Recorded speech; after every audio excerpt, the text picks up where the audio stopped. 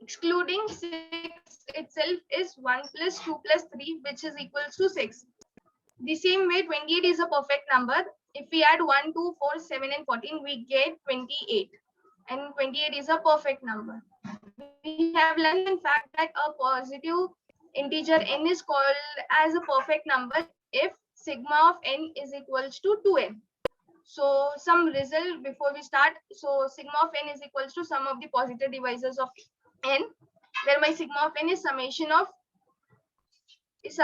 d divides n for d, and let n be n is equals to p1 raised to k1, p2 raised to k2, and pr raised to kr be a prime factorization for n greater than 2 into distinct primes. Then my sigma of n is p1 raised to k1 plus 1 minus 1 upon p1 minus 1, p2 raised to k2 plus 1 minus 1 upon p2 minus 1. The same way pr kr plus 1 minus 1 upon pr minus 1. So if my GCD of mn equals to 1, then my sigma of mn equals to sigma of m into sigma of n. This result we will use most often, where m and n are positive integers. And we will use one more result. This lemma has been done by Suresh, and we will use this today. If n divides n, then sigma of n by n is less than equals to sigma of n by n, where the equality holds only if n equals to n. So do I need to do this theorem again?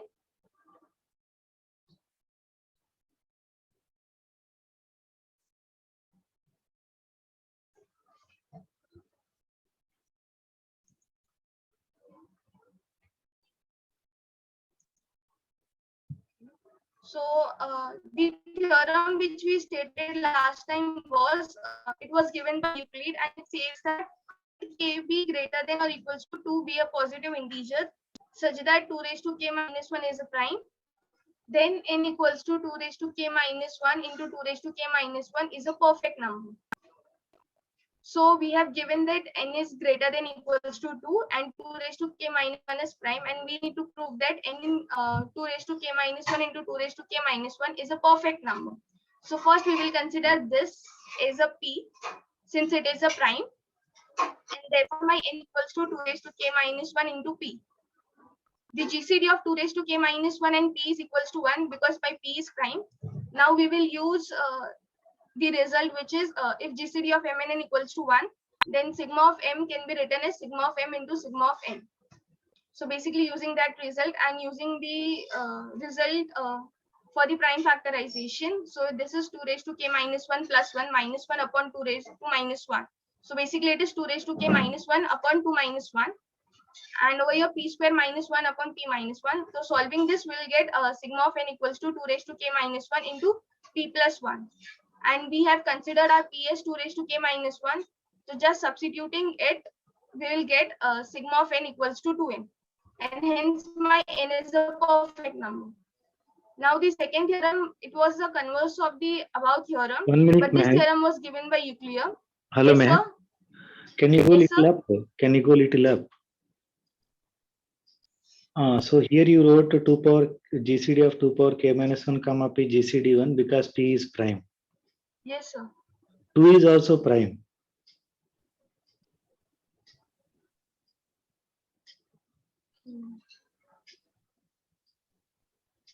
Are you taking p is an odd prime? Yes, sir. I'm telling p is an odd prime. Then it's okay. Yeah. So we need to be clear. Yeah. Okay. Go ahead. Yes. So about theorem. So it was given by Euclid. So it says that if n is an even perfect number, then n is of the form 2 raised to k minus 1 into 2 raised to k minus 1, where my 2 raised to k minus 1 is a prime for k greater than or equals to 2. We proved this theorem by two proofs. One was given by Euclid and one was given by Cohen. So we will see the two proofs. So the given is n is a perfect number, and we need to show that n is of this form and 2 raised to k minus 1 is prime. So we assume that n is a even perfect number. Now I am writing my n as 2 raised to k minus 1 into m, where m is an odd number and k is greater than or equals to 2. Now GCD of 2 raised to k minus 1 and m equals to 1 because 2 raised to k minus 1 is an even number and m is an odd number. So GCD is equals to 1. Now n is equals to sigma of n is 2 raised to k minus 1 into m. So I'm just writing sigma of 2 raised to k minus 1 into sigma of m. Over here we will use the result that if the GCD of m and n equals to 1, then sigma of mn equals to sigma of m into sigma of n. Then we will use that formula to solve it, and we'll get sigma of n equals to 2 raised to k minus 1 into sigma of m. Basically, sigma of m is just a positive number because it is the sum of all the positive divisors of m. So sigma of m, we just know about sigma of m that it is just a positive integer. Now, since we have considered that n is an even perfect number, so I know that sigma of n equals to 2n. So just substituting value of this 2 raised to k minus 1 into m in this equation, and I'll get sigma of n equals to 2 raised to k into m. Now, I will equate the equation 2 and equation 3. I'll get 2 raised to k into m is equals to 2 raised to k minus 1 into sigma of m. We know that sigma of m is just a positive integer. So we can say that 2 raised to k minus 1 divides 2 raised to k into m. Okay. But GCD of 2 raised to k minus 1 into 2 raised to k is 1. This is not the correct result. It is 2 raised to k has only prime factors of 2. So its GCD will be equals to 1. This is not correct.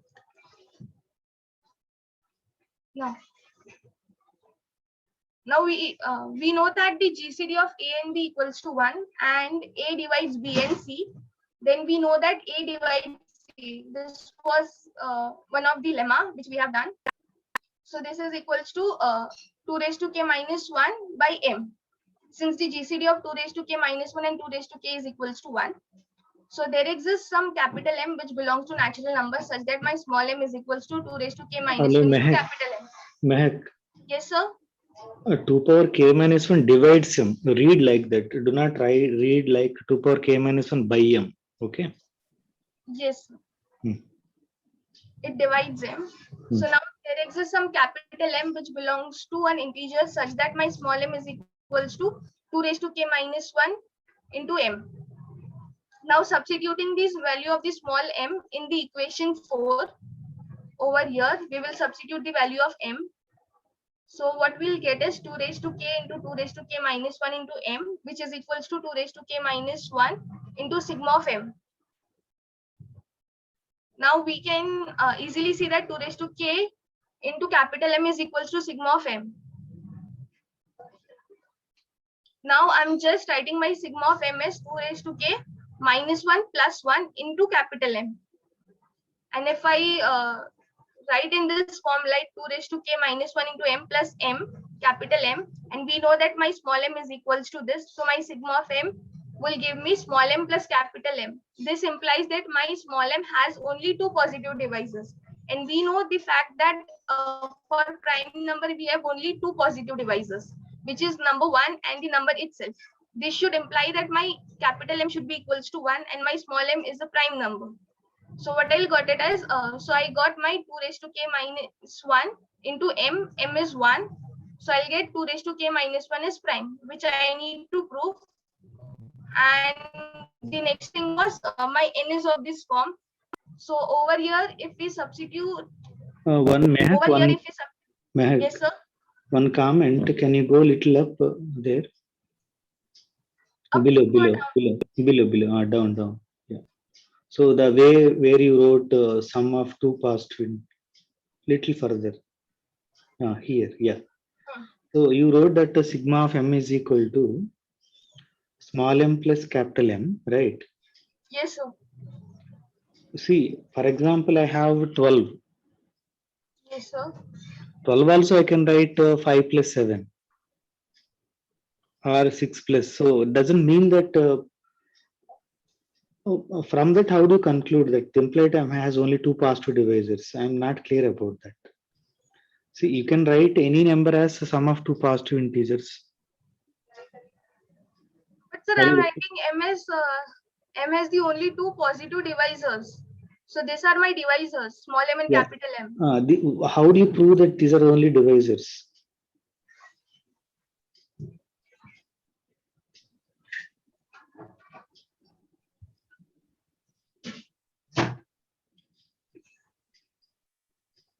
Here you are just writing that it is equal to sum of two numbers. Yes, sir. And I'm not clear about actually. See, you are you clear what I'm asking? So, for example, you have sigma 6. Sigma 6 is 12, right? Yes, sir. 12 also I can write equal to 5 plus 7. But sir, 5 does not divide my small m. Okay, I'll write. Okay, that is important. So, why m divides sigma of m? Sir, Small because small m. sir, because what I'm telling is I'll get small m plus capital M, and I'm just proving that my prime number has the two positive divisors, which is 1 and the number itself. No, that's okay. See, So what? sigma, you wrote sigma of m equal to small m plus capital M, right? Yes, sir. That is okay, but we need to show that the small m and capital M are divisors of sigma m. Then you are done. Okay, sir. I need to prove that as well. Yes, sir. Yeah, see, that is what I'm telling you. Correctly pointed out. 12 is equal to 5 plus 7, but 5 and 7 are not divisors. So then there is no concept. If I able to write some number is equal to sum of the divisors, only two are there, then there is a problem. Some divisors are missing, right? Yes, sir. Yeah. So and also you need to tell that m and small m and capital M are divisors first part, and second part they are different also. Okay, sir. See, for example, can I write what is sigma 6? So sigma of 6 is 12. 12 can be write 6 plus 6. Yes, sir. Then both are divisors of 6. Yes, sir. Then what is the problem? Then I can't write it in this. Then my m will not equals to 1. Capital M will not equals to 1. No, that's what. See, my point is that if you able to prove that sigma of m is equal to small m plus capital M, these small m as well as capital M are divisors of sigma m and they are distinct, then you are done. Okay, sir. Yes, sir. I'll look into it. But anyhow, why can't you try actually now? Can you go back and see why m is um, why capital M is dividing sigma m? That is already given here. You can see somewhere. It is visible now on the board. So over Here, here. right? So that part is done. Yes, sir. Capital M is dividing. Sigma m is there with you, so no problem. So are you able to see here that m and small m and capital M are different? That also are you able to see? So from here? Right. Because you started k is greater than or equal to 2. Am I correct? Yes, sir. Yeah, so k cannot be 1. If k equal to 1, then m equal to small m equal to capital M. Are you used somewhere that k greater than 1? No, Starting sir, is I have 0. not used that. Yet I have not used that. No, you used it. See, it is an even perfect number. Even perfect number you are started. So n is equal to 2 power k minus 1 into m and k greater than or equal to 2. Yes, sir. Right. See, you wrote that already. Where you wrote? Can you show? Yes, sir. Yeah. Why that is required? If k equal to 1, what happens?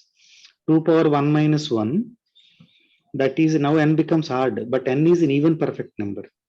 So even perfect number can be written as 2 power some number into 2 power something into m, but you took 2 power k minus 1. See, people generally write 2 power something into odd number. Yes, sir. But that some number, 2 power some number that you instead of k, you took k minus 1. That's okay. Because that k is greater than or equal to 2. Okay. Yes, Yeah. sir. So now because of this, now small m and capital M are different. Is it clear now? Yes, sir. That is okay. Now what is left now for us? Now we need to show that small m divides the sigma of m. Yes, sir. Where is that? Yeah. So you, if not you, somebody else will tell. Let us, don't worry. Let us work out that where, how can you show that small m divides sigma of m?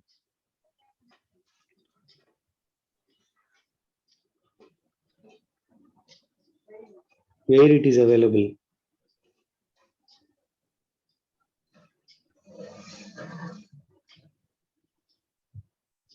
So something from here we can do, I guess.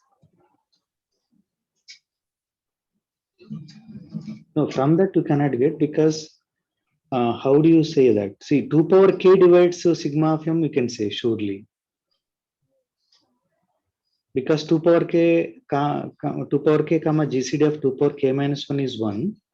Because that you can say that, so 2 power k divides the product. But 2 power k comma 2 power k minus 1 GCD is 1. So 2 power k divides sigma of m. That we can say.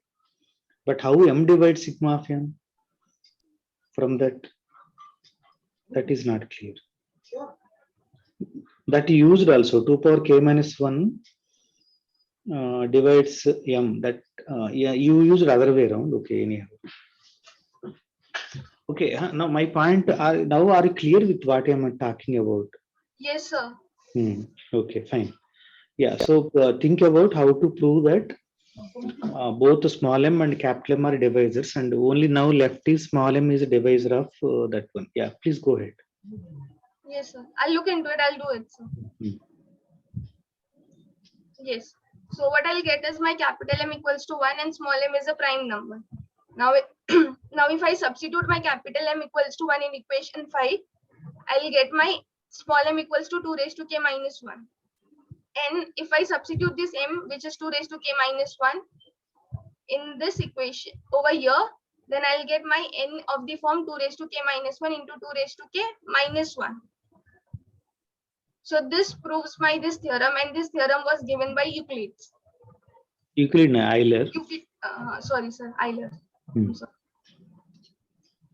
Now we will move to the second proof of this theorem only.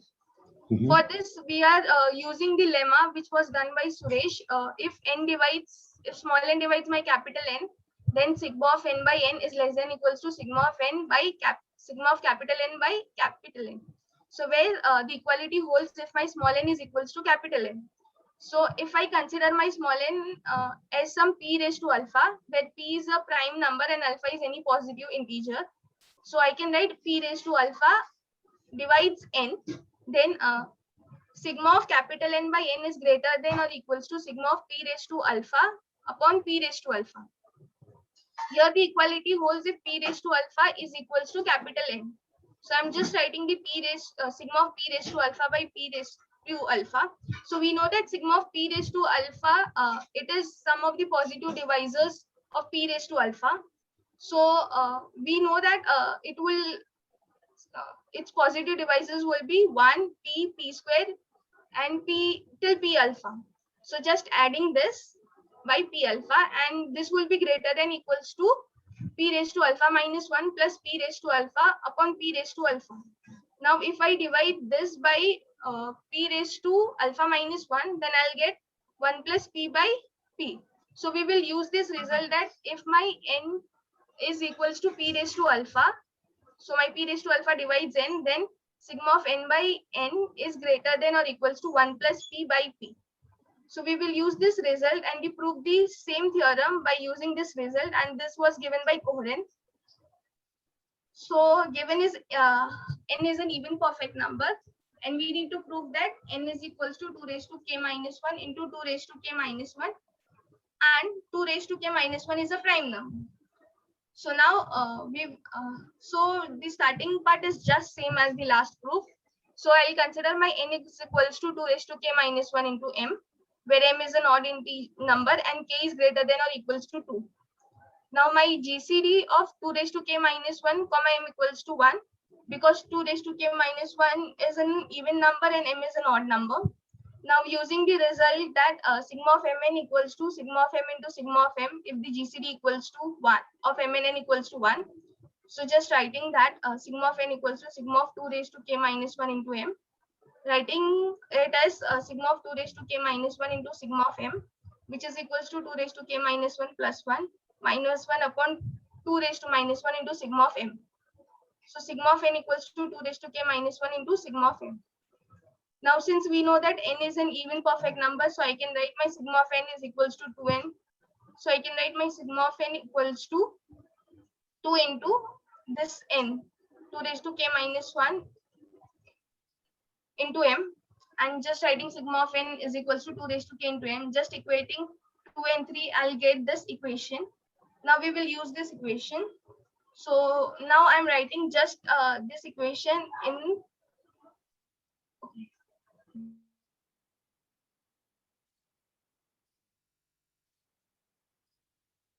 will divide my m because the GCD of 2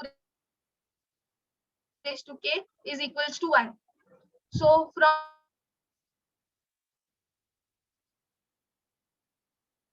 writing in this form, right, 2 raised to k upon 2 raised to k minus 1 is equal.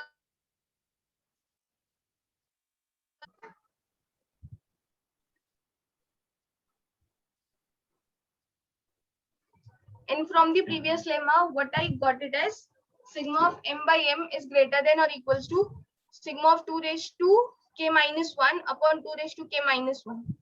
And I'm just writing up this formula that 1 plus p raised to p minus p minus 1 upon p. So 1 plus 2 raised to k minus 1 upon 2 raised to k minus 1. This is equals to 2 raised to k upon 2 raised to k minus 1. So what I'll get it as sigma of m by m is greater than or equals to 2 raised to k upon 2 raised to k minus 1. But from 4, I get it as sigma of m by m equals to 2 raised to k upon 2 raised to k minus 1. So this means that the equality should hold. And the equality should hold if my small m is equals to 2 raised to k minus 1. Now my sigma of m, it is if my small m and 2 raised to k minus 1 is equal, it will say that my sigma of m will equals to 2 raised to k. So 2 raised to k, and I'm just writing in the form 1 plus 2 raised to k minus 1. May I go slow? Yeah, so till now fine. M is equal to 2 power k minus 1. Why sigma of m equal to 2 power k? Okay. So what we'll get is sigma of m by m is equals to 2 raised to k upon 2 raised to k minus 1. Now we have proved that my m is 2 raised to k minus 1. So this term and this term will get cancelled. So I'll left with sigma of m equals to 2 raised to k. So I'm just writing 2 raised to k is 1 plus 2 raised to k minus 1. So basically this is my small m and this is my 1. So 1 plus small m. The same thing. See, that's what any number can be written as sum of two numbers. See, you take any big number, right? Yes. Yes, that can be easily written as 1 plus something. So you take 10, I can write 1 plus 9, right? Yes, sir. Like that, 2 power k can be written as 1 plus 2 power k minus 1 minus 2 power k minus 1. That's okay. And one of the number is 1. 1 anyhow divides m, small m. Yes. But why 2 power k minus 1 divides m? That you already have earlier somewhere. Where you have 2 power k minus 1 divides m. Do you have earlier? Yes, sir, I have over here. No, here itself you have m is equal to 2 power k minus 1. Yes, sir. Yeah. Over here. Yeah, go ahead. Yeah. Yes, so we know that the prime number has only two positive divisors, which is the 1 and the number itself. So my small m is equals to 2 raised to k minus 1 is a prime number. And if I substitute my m in that equation, so my n equals to 2 raised to k minus 1 into 2 raised to k minus 1. So my n is of the form 2 raised to k minus 1 into 2 raised to k minus 1, where 2 raised to k minus 1 is a prime number. So basically this proves my the theorem. Now we will look at some of the observations about perfect number. Okay. So perfect number. So we have seen perfect number is of the form 2 raised to k minus 1 into 2 raised to k minus 1, where 2 raised to k minus 1 is prime. And from one lemma, we have showed that my k is also a prime, where k is greater than or equals to 2. I'm just writing for k equals to 2. My perfect number is 6. The first perfect number I'll get is 6. For k equals to 3, I'll get the second perfect number, which is equals to 28.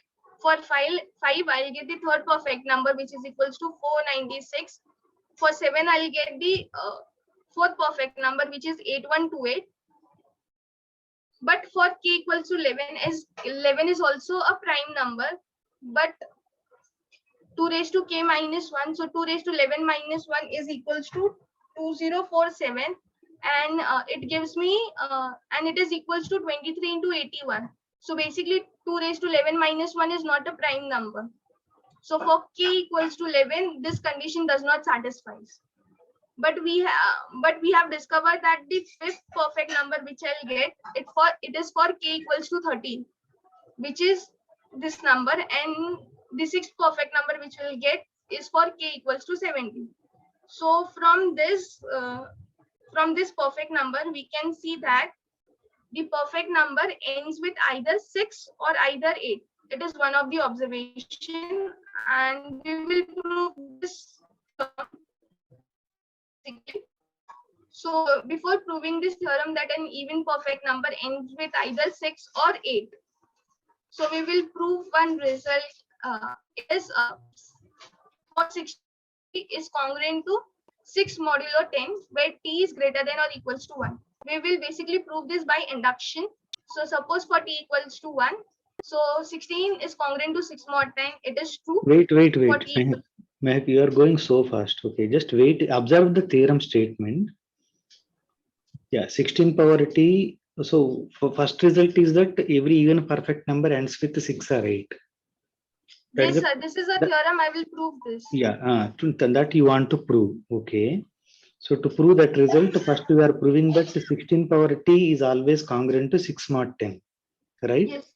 Yes, sir. Okay. Let us go slowly. What is 16 power 1 is 16. So that is congruent to 6 mod 10 is fine. 16 square is 256. That is also congruent to 6 mod 10. Okay, so like that. So you are proving that it is in general, this is true, right? Yes, sir. Yeah, but skip this proof and we'll go to the, so it is reasonable. By Okay. induction only you are doing, so people could work out. Okay. Yes, sir. Yeah, just to show that entire proof once and gives few seconds. Let them go through. Yeah, all of you go through this proof. You know how to prove by induction, right?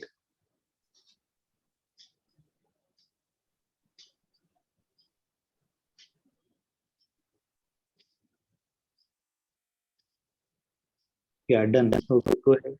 Next one.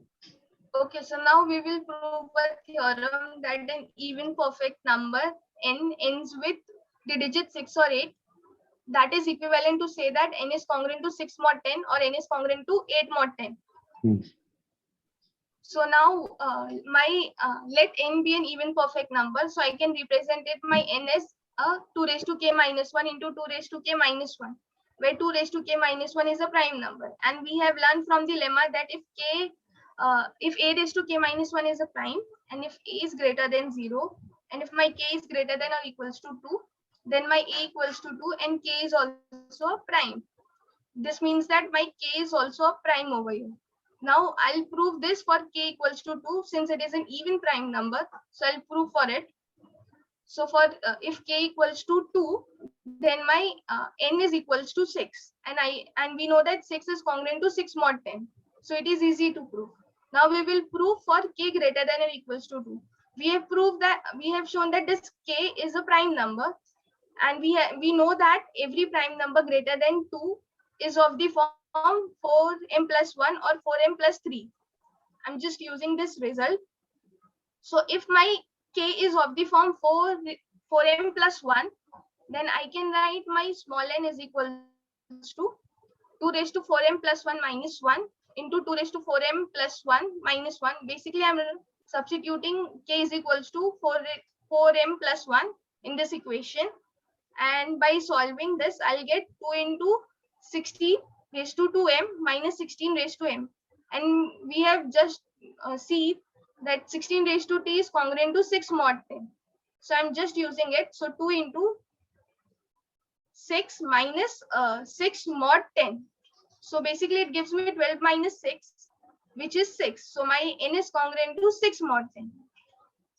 Now if my k is of the form 4m plus 3, then my n is equals to 2 raised to 4m plus 3 minus 1 into 2 raised to 4m plus 3 minus 1. So basically I can write in this form, which is 2 into 16 raised to 2m plus 1 minus 4 times 16 raised to m. And now I'm just applying the result that 16 raised to t is congruent to 6 mod m, 6 mod 10. So 2 into 6 minus 4 into 6 mod 10, which is 12 minus 24 mod 10, which is minus 12 mod 10, which I can write it as minus 2 mod 10, and which is congruent to 8 mod 10. So what we have shown that every perfect number, which is every even perfect number, has a large digit equals to 6 or 8. We have a perfect number has very unique representation when a perfect number is converted into a binary number. So 6 is my perfect number. So if I convert it into binary number, so Hello, Mehak. Yes, sir. Consolidate once before going to next result. Consolidate here.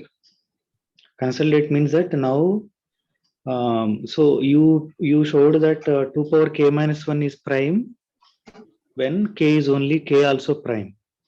Yes, sir. So now k can be 2 also. 2 is one particular prime which is even. Yes, sir. In that case, it is end with 6 is fine. Yes, sir. Right now, when now the k prime can be 4k plus 1 or 4k plus 3. If it is 4k plus 1, it's always end with 6. It Yes, is 4k plus 3, it's end with 8. Not only that you proved end with 6 and 8, you also showed that when exactly ends with 6 and when exactly end with 8. If the prime k is of the form 4k plus 1, then it always ends with 6.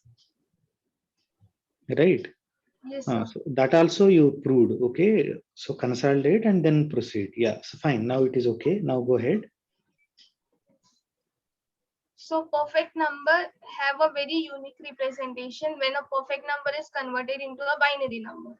So 6 is a perfect number. So the binary representation of it will be 6 divides 2, the quotient is 3 and the remainder is 0. 3 divides 2, the quotient is 1 and the remainder is 1. 1 divides 2, the quotient is 0 and the remainder is 1. So we will look it from bottom to top. So my binary representation is 1, 1 and 0. So the binary representation of 6 is 110. If we look at 28, it is another perfect number, and the binary representation of 28 is 11100. And the binary representation of 496 is 11111 into 0000. So basically, we know one fact that perfect number is of the form 2 raised to k minus 1 into 2 raised to k minus 1, where 2 raised to k minus 1 is prime and k is also prime. So if my k equals to 2, then my n is equals to 6. Now we will see in this case. So over here, when my k equals to 2, my n is 6. And what I'll get my binary number is 110. So I'll get over here, for k equals to 2, I get 2 ones and 1 0. Similarly, for k equals to 3, I got 3 ones and 2 zeros. And for k equals to 5, I got 5 ones and 4 zeros. So basically, the observation says that every perfect number is represented in a binary form as k ones and k minus 1 zeros. So for whatever k we take, if we want to convert it into perfect number, we can just write k many ones and k minus 1 many zeros.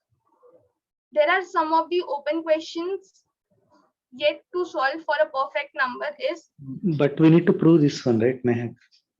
So which one, sir? Examples you told, fine. So every perfect number, so there are k ones and k minus 1 zeros. Yes, sir.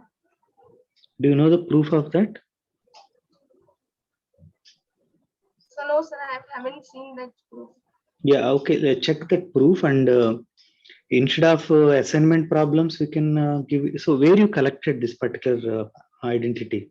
It looks very good. Sir, this you gave us a PDF. Okay, in that it is there. Okay, fine. Yes, sir. Okay, so try to look at if you're able to find the proof of this part. Okay, you Yes, should sir. instead of assignment, you can do this. Okay, no problem. Okay, sir. Yeah. And there are lastly some of the open questions related to perfect number. That is, are there are infinitely many perfect numbers? Because we have shown that n is of the form 2 raised to k minus 1 into 2 raised to k minus 1, where 2 raised to k minus 1 is a prime number and k is also a prime. Since we have infinitely many prime numbers, do we have infinitely many perfect numbers? This is one of the question. And in this whole thing, we have only talked about the even perfect number. We have said nothing about the odd perfect number. So are there are any odd perfect numbers? These are two open questions related to perfect number.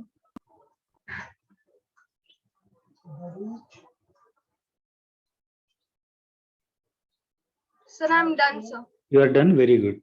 Very nicely presented, but you should be careful sometimes while you are speaking. So, for example, at one place 2 power k minus 2 power k minus 1 comma m GCD 1 because m is odd and 2 power k minus 1 is even. Again, you told that. Okay, sir. Two, see, 6 is even. 6 comma 3 GCD is 2. so it is still so even doesn't matter. It is not even actually. It is a power of 2 that is matters. Odd and power of 2. Yes, sir. Okay, yeah. So those little careful while you are speaking. Yeah, so it happens. So, but try to change that slowly. Concentrate that what you are speaking also. Yeah. Okay. Good. Otherwise, it is very good. Very nicely. But also, you once you collected somewhere, you also need to think that each step. Okay. Uh, um, what exactly happening here and all. Okay. Yeah. Fine. That's okay. Good. So what next? You can unshare now. So any questions? Anyone? Okay, no questions. So Mahima Yadav, are you ready? Yes, sir. Yeah, go ahead.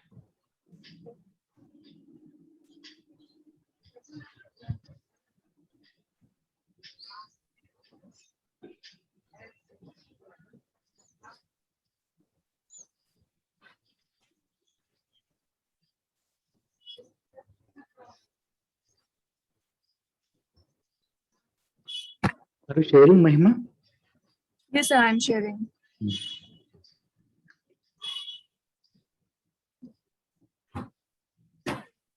So in the meantime, when is the last date of teaching? Last teaching day? Someone knows? No, sir, no idea. Okay, fine. So is it visible? Yes, it is visible.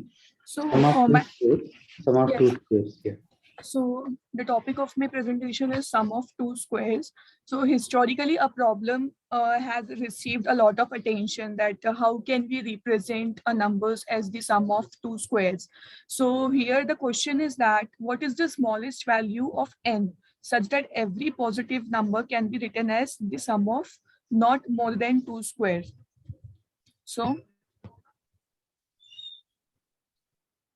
So here I am taking few numbers. That is, if you're taking 1, so you can represent 1 as 1 square. Now for 2, you can represent 2 as 1 square plus 2 square. And if you are taking 3, you can represent it as a 1 square plus 1 square plus 1 square. And for 4, you can represent it as a 2 square. And for 5, you can represent it as 2 square plus 1 square. For 6, you can represent it as 2 square plus 1 square plus 1 square. And for 7, we get 4 squares, that is 2 square plus 1 square plus 1 square plus 1 square. So as because the 4 squares are required for 7, we need 4 square, that is 2 square plus 1 square plus 1 square plus 1 square. So our n will be greater than equal to 4. So Lagrange's in 1770 proved that every positive integer can be expressed as sum of at most 4 squares. So our first lemma is that let m and n each be of a sum of 2 squares. So is their product also can be represented as sum of 2 squares, that is product m and n. So for proving this, we have taken one m which is represented as a square plus b square, and n which we can write it as c square plus d square for any integer, for integers a, b and c, d.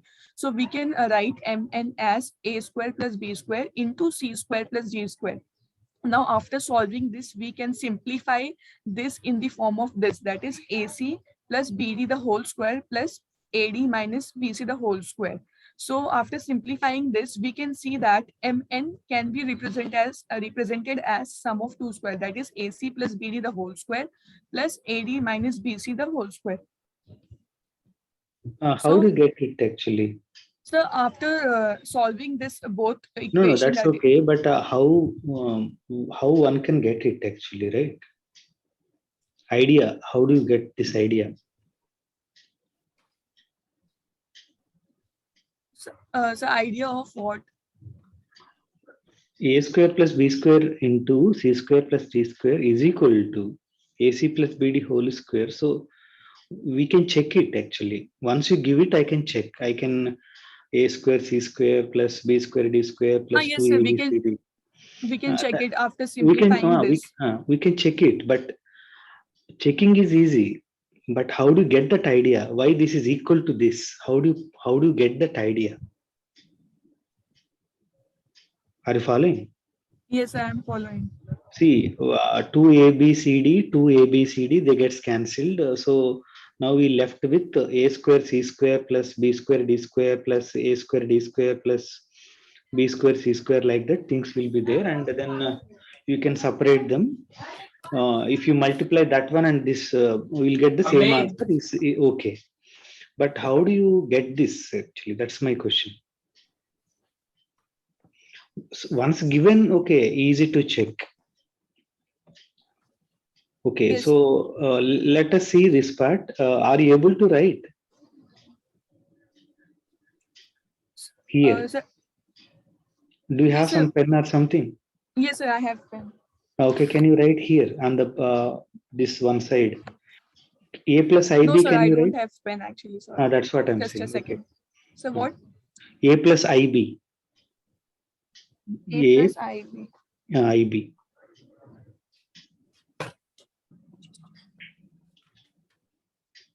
Sir, I have solved using this also. Suppose matlab we have a No, square plus that's okay. That's okay. A plus IB you can write. A plus IB. Hmm. So I'm not able to write actually. That's okay, no problem. But just whatever possible you write, we'll understand from that. Yeah, that's fine. A plus IB. I can One write is A plus sufficient. IB. No problem. That is sufficient. Whole What is the square. what is the modulus of that? It's a square plus b square, right? Yes, sir.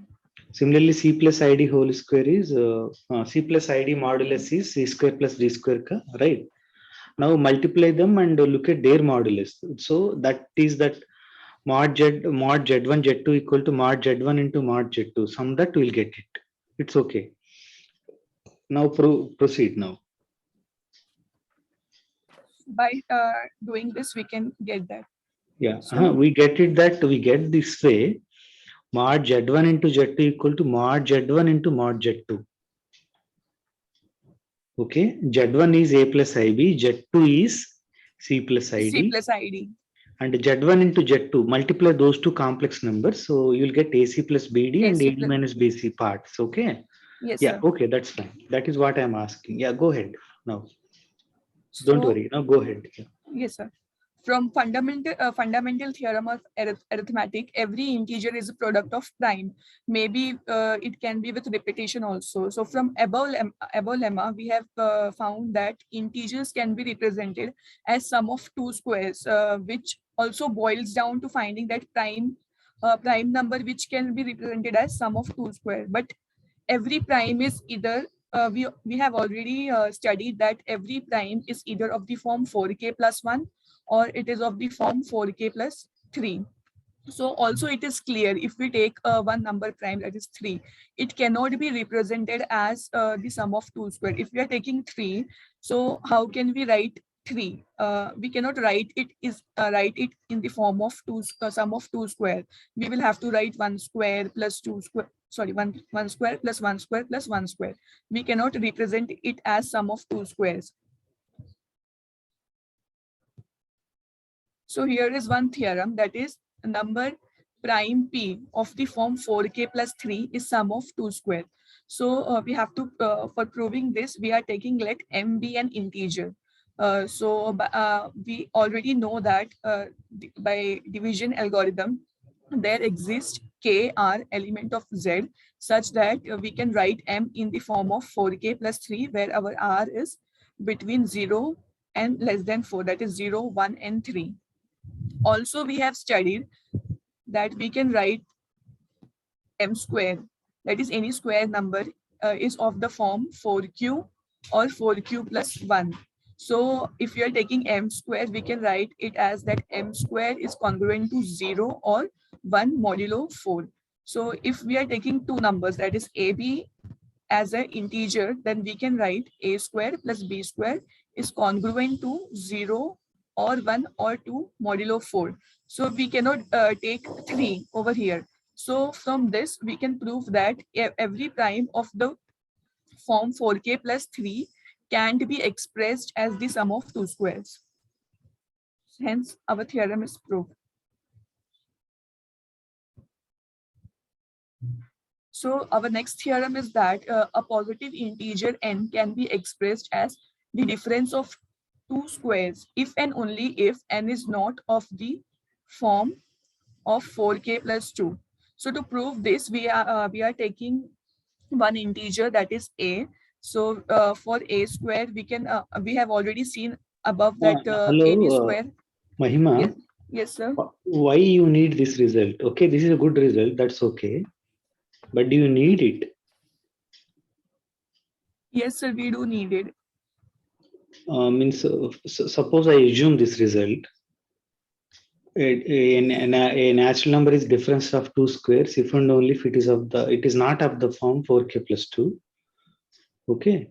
Yes, So sir. I'll assume this result, and if needed, we'll come back. Proof we will give later. Okay, sir. Yeah. Okay. So- Go ahead now. Go So ahead. I have to skip this. This proof we can skip. Okay, sir. What is that you are telling? Proof statement you can express one more time. That a positive integer, that is n, can be expressed as the difference of two squares if and only if n is not of the form 4k plus 2. That means it cannot be written as difference of two squares, right? Yes, yes, sir. Okay.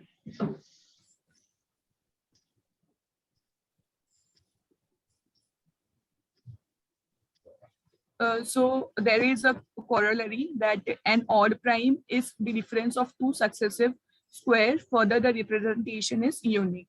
So to Okay. prove this, No, that's okay. So you can use this also. So I want to see that where you are using these. Okay. Proof later we come back. okay, sir. Now you are telling that not only that you told that a number is written as difference of two squares if and only if it is not of the form 4k plus 2. If the number is not of the form 4k plus 2, I can write that number as difference of two squares. Clear? Yes, sir.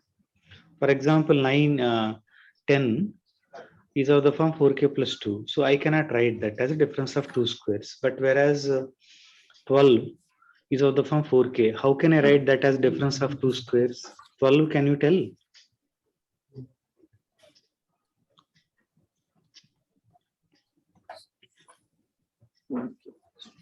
For 12, what is the answer?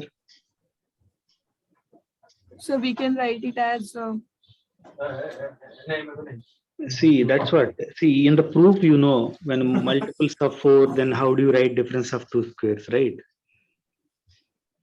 So but now you are unable to apply that. That is not correct. See, for example, n is a multiple of 4 means 4k form, then it is written as sum of difference of two squares. So how can you prove that result? you take n by 4 minus 1, n by 4 plus 1, something like that, right? Yes, sir. But you are not applying that. Okay. Anyhow, somebody can tell 12 equal to difference of two squares. Someone can tell? 13 square minus 5 square. Yes, sir. 13 square minus 5 square. No. So we have to represent 12, right? 12 is equal to difference of two squares.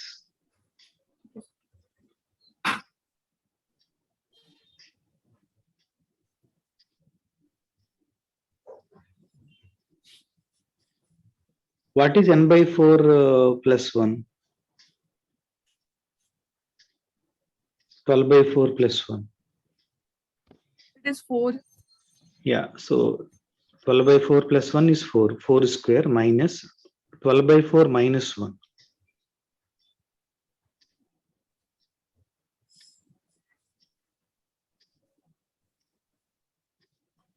12 by 4 is how Yes, much? sir. 4 square Minus minus 2 2 square. square. What is how much answer? So it is 12. Yeah, so that's the proof, your proof actually.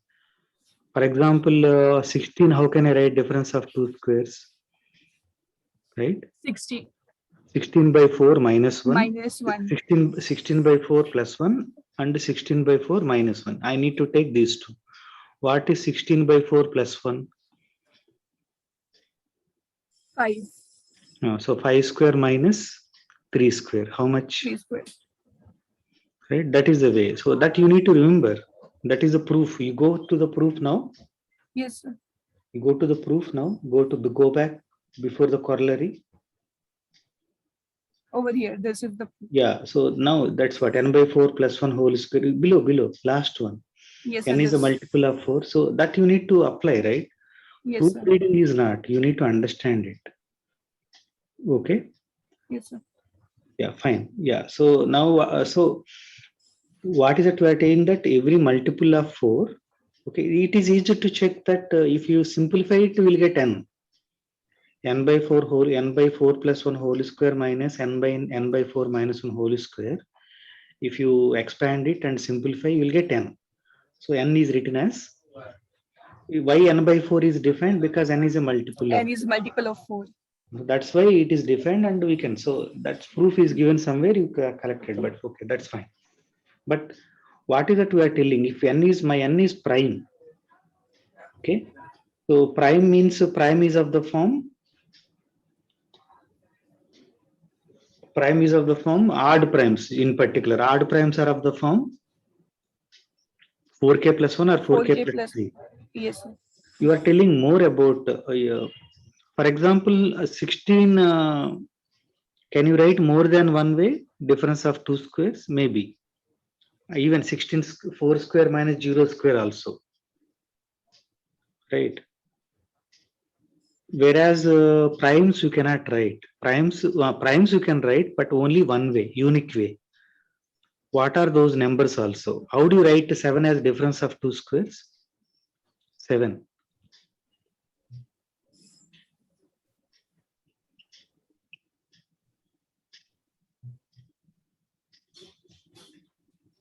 Hello Mahima, how do you write 7 as difference of two squares?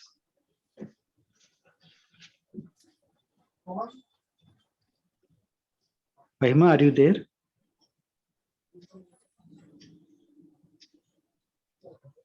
Hello Mahima.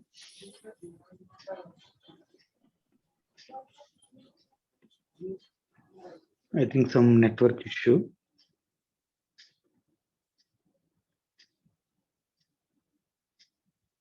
Yeah, so any one of you can tell 7 is equal to difference of two squares. 4 square minus 3 square. 4 square minus 3 square. So what is 4? How 4 is related to 7?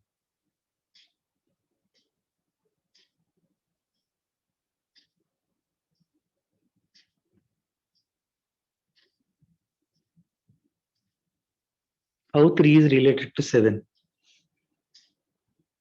What is 7 plus 1 by 2?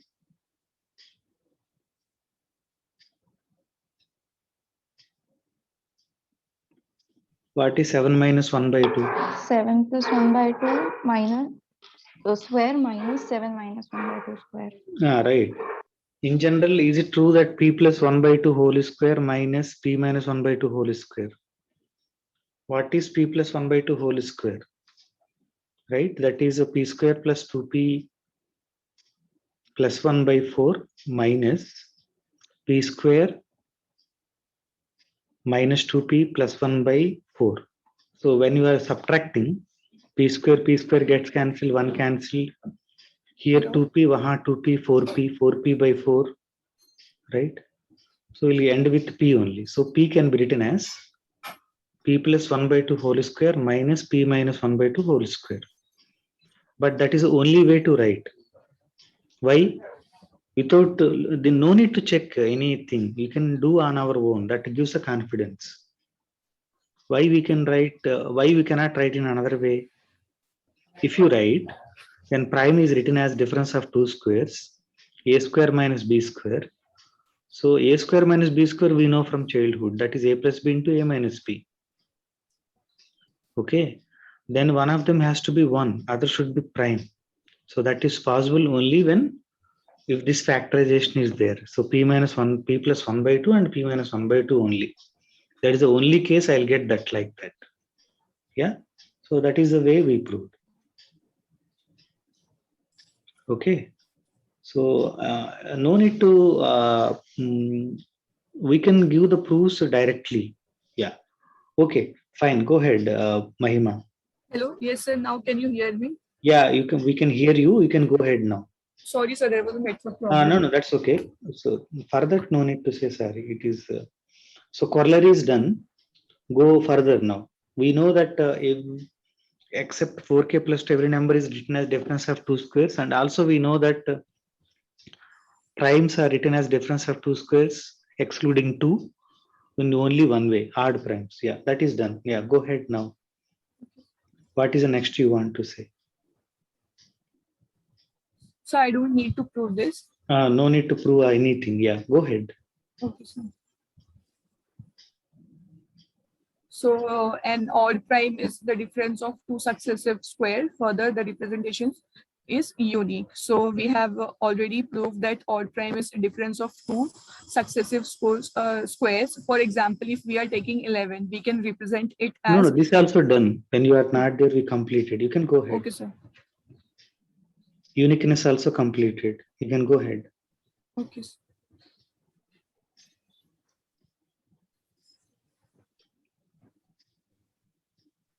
So this you have done? This we not done. What is that you are telling? Sir, Uniqueness, sir. Uniqueness, yes, sir. Uniqueness also done. Don't know. We'll need, if needed, we'll come back. I want to see that where you are using the differences. Yeah, go ahead.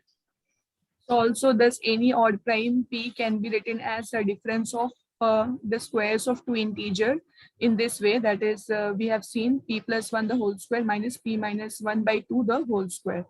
So it is not unique if n is not prime. So if we have taken suppose n, which we can write it as d1 into d2, then we can write n as d1 plus d2 by 2 the whole square minus d1 minus d2 by 2 the whole square. Suppose we are taking one example, that is 24.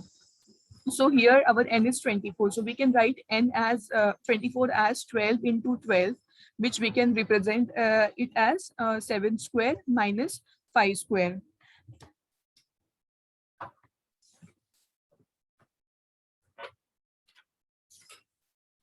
We can write 12 plus 2 by 2 the whole square minus 12 minus 2 the whole square. So we get that also for 24 we can write it as 6 into 4, which we can represent it as sum of difference of sum of difference of 2 square, that is 5 square minus 1 square. So we get it as 24.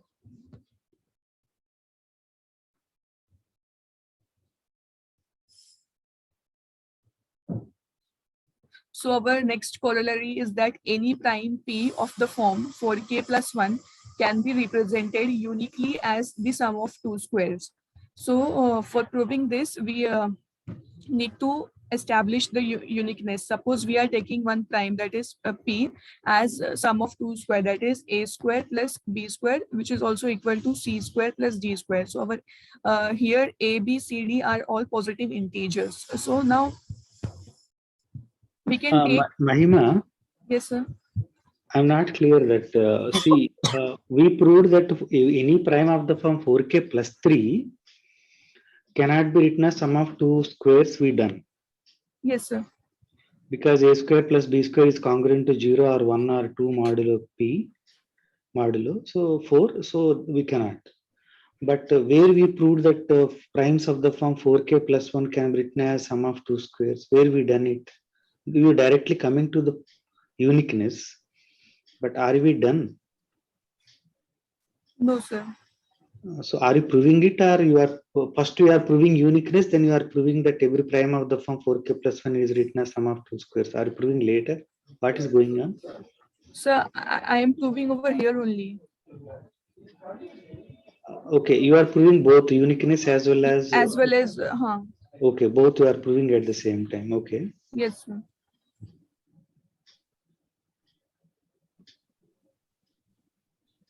So first you are proving uniqueness, then you are proving the next one, right? Yes, sir. Okay, first you are proving uniqueness. Okay. So over here, we can write, we are taking p as a square plus b square, which is also equal to c square plus d square, where our a, b, c, d all are positive integers. So over here, we are taking a square, b square minus b square minus c square, which can also be written as that p into d square minus b square after simplifying this, which is congruent to 0 modulo p, because it can be divided by p. So we are getting p into d square minus b square congruent to 0 modulo p. So from this we get that AD is congruent to BC modulo p, or else we can write AD is congruent to minus BC modulo p. Since So AB. can you explain that why a square d square minus b square c square equal to p times d square minus b square? Yes, sir. After simplifying this, if we take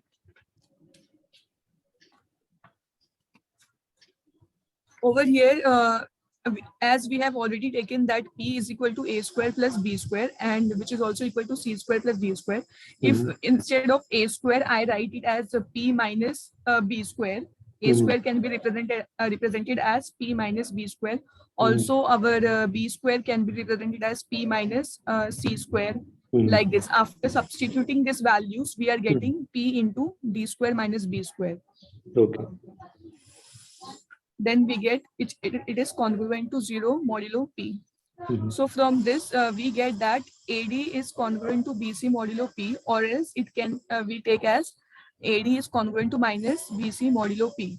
Since our ABCD is all less than equal to root of p, that is root of p, we can write it as AD minus BC is equal to 0, or AD plus BC is equal to p.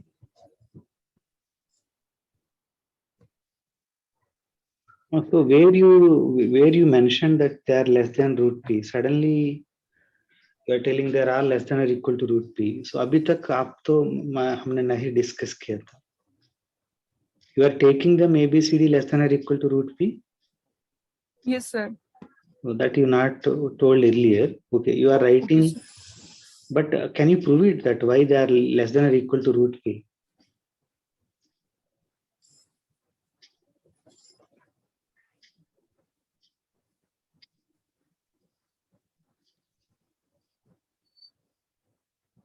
See, p is equal to a square plus b square, right? Yes, sir. Why a is less than root p? Just concentrate one of them, sufficient. What is that we need to prove? A is less than? A is less than root of p. How do you prove that? So already we have taken p is equal to, suppose, a square plus b square.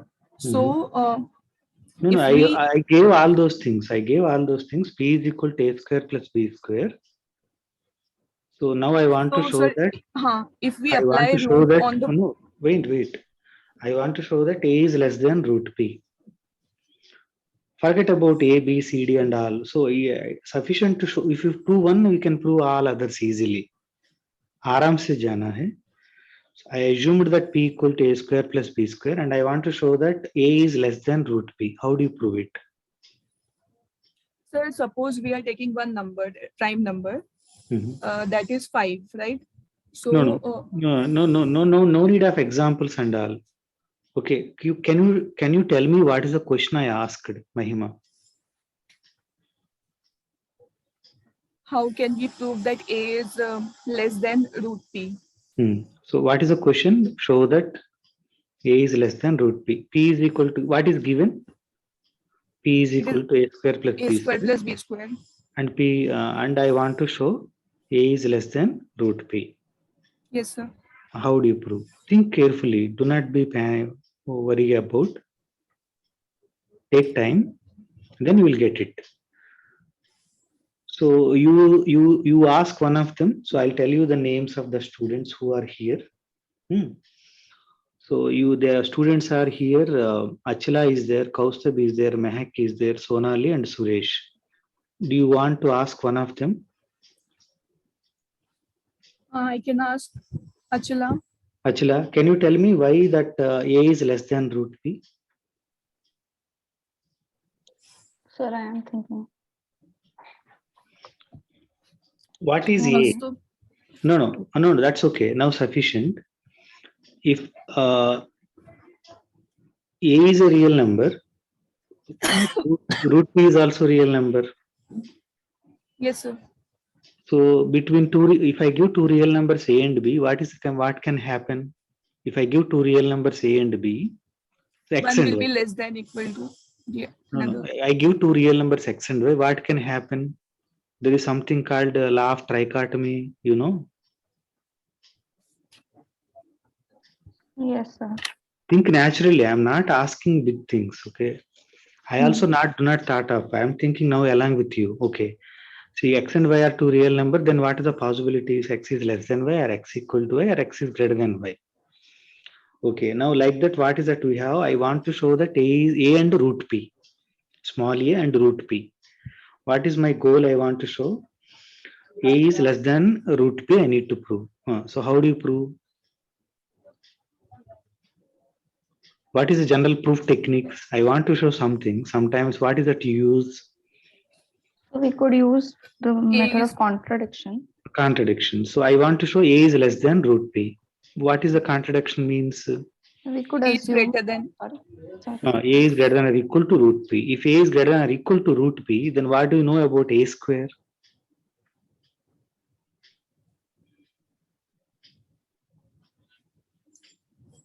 A square will be greater than equal to P. So how it can possible that P equal to A square plus B square and A square is greater than P, greater than or equal to P? It is not possible.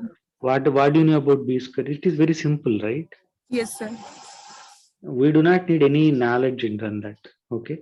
Yes, sir. Yeah. So think about that's what you take and prove somewhere. It's okay, but it is your duty to think of why I wrote like whatever you wrote. So there is no to be justification. So it is not complicated. So now you understand that you showed that A is less than root P, then automatically B is less than root P, C is less than root P, D is less and than D root is less than equal to root P. All are okay, right? Yes, So my sir. intention is not only just presenting something, okay? So goal is that in this course is a good course, easy to understand proofs also. So at least by you are completing by after next semester, you are completing MSc. You may go and teach somewhere. Okay. That is one option for mathematics students. We luckily. Okay, then you should think rationally and you need to ask questions also students, right? Yeah. So that confidence has to be there. Fine. Go ahead now.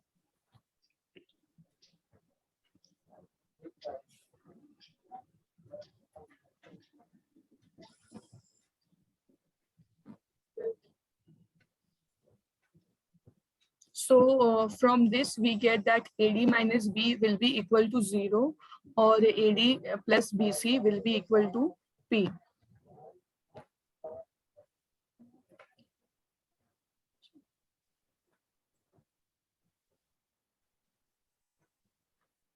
So now for if our second equality holds, then we would have that AC is equal to. But can you tell me why that happens? When everything is less than root P, from Yes, that, how sir. do you conclude that AD minus BC has to be 0 and AD plus BC equal to P?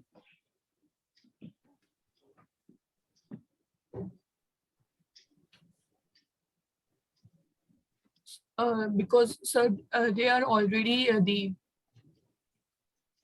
multiples of P. Just a second. Yeah, so They multiples are, of P divides AD minus yes, BC. sir. P divides AD plus BC. Yes, sir. That is there okay.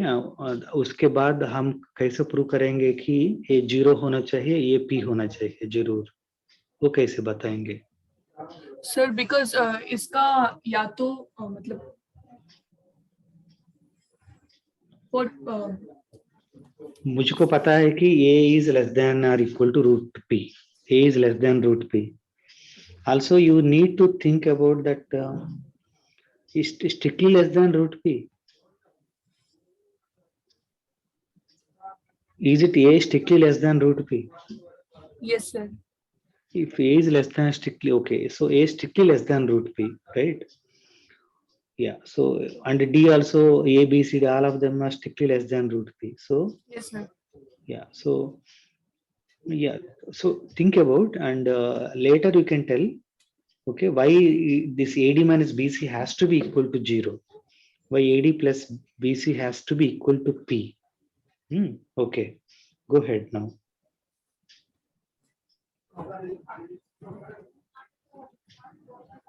So for we can write it as P square as A square plus B square into C square plus D square.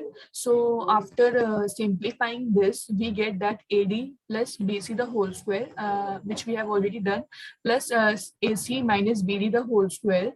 Now after simplifying this, we get that P square plus AC minus BD the whole square. So our AC minus BD will be equal to 0. It follows either AD will be equal to BC, or else we get that AC will be equal to BD.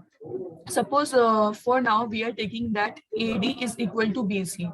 So from this we can tell that either 1 minute. A divides BC. Mahima, Hello. Mahima, why you are writing all those things? So because we need to. No, that's okay. See, what is it you proved? AD equal to BC आपने prove किया, right? Yes, sir.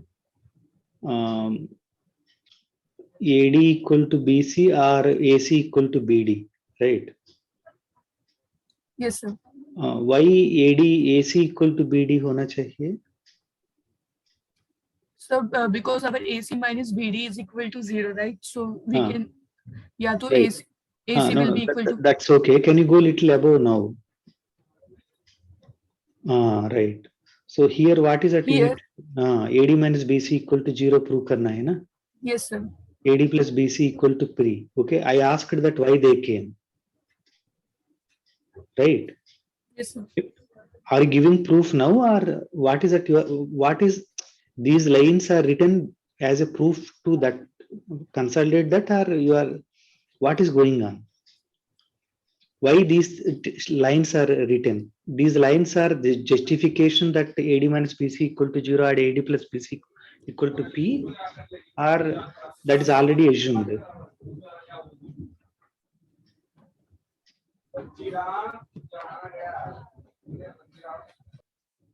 Okay, anyhow, right. So actually this P is equal to A square plus B square and P is equal to C square plus D square. So P square is equal to this product, and from this one also I am getting that AC equal to BD.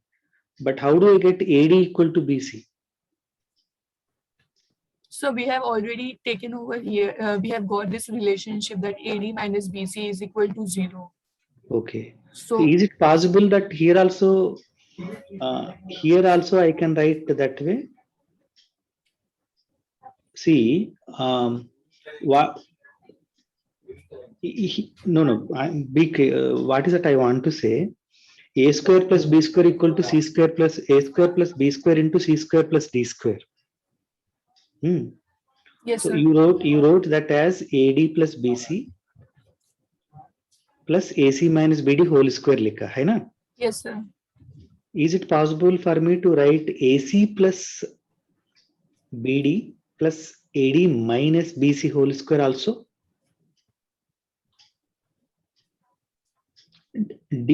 So see, I can interchange C square plus D square as D square plus C square also, right? Yes, sir. Now, can you say something now? See, is it possible for me? But my question is that A, B, C, D are in A square plus B square, I can interchange. I can also write B square plus A square. Yes, sir. So similarly, C square plus D square, I can write. So there is no. So my question is that instead of AD plus BC whole square, can I put AC plus BD whole square and AD minus BC whole square? D and C का position में interchange कर रहा हूँ, कर सकता हूँ, नहीं कर सकता हूँ? नहीं कर सकते सर. हाँ? नहीं कर सकते sir. Okay, can you check it? So I request all of you can check it. What is that I'm saying? AC plus BD whole square plus, right? That is what I'm telling. AC plus BD whole square plus AD minus BC the whole square. What is the answer? Final answer if you simplify it.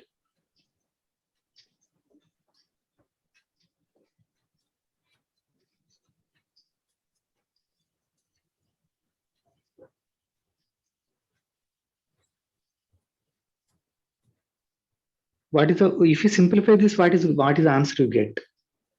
So we get AC A square C square B plus B square plus D B square D square and A square D square plus B square C square. Now whatever you wrote here on the board, if you simplify that, what is that you get?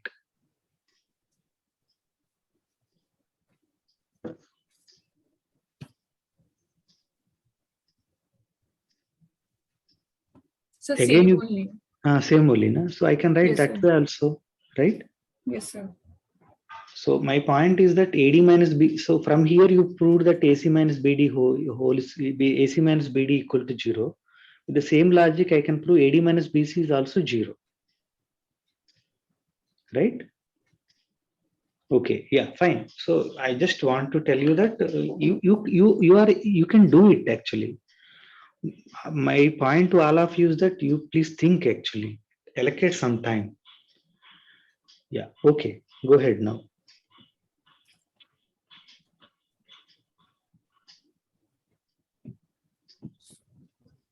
So if we're taking if we take AD is equal to BC, then we can say that then our A can divide BC with GCD of A comma B is equal to 1, which implies that A also divides C. Suppose we are we can if A divides C, we can write it as that C is equal to some K into A.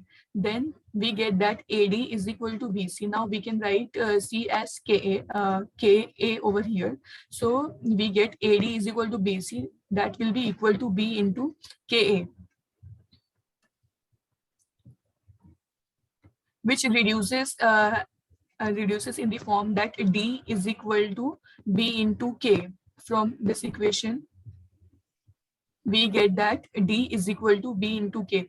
But we have already seen above that P can be written as C square plus D square. So over here, we can substitute the value of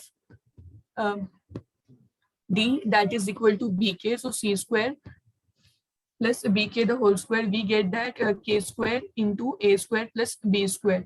Suppose we are taking, when we substitute the value of K is equal to 1, in this case, we get that A is equal to C and B is equal to D. Similarly, Yeah, if see, we... Mahima, it is not substitute. K has to be 1 only. K has to be 1, sorry, sir. Why K has to be 1? What is K first? Is a K is an integer or not? So K is integer. Why K cannot be minus 1? So because we are taking positive, Which one positive you are taking? our C is already positive. So we are representing K, C is equal to K into A. So K cannot be -1. Why A and is A, B, C, D, they are all positive?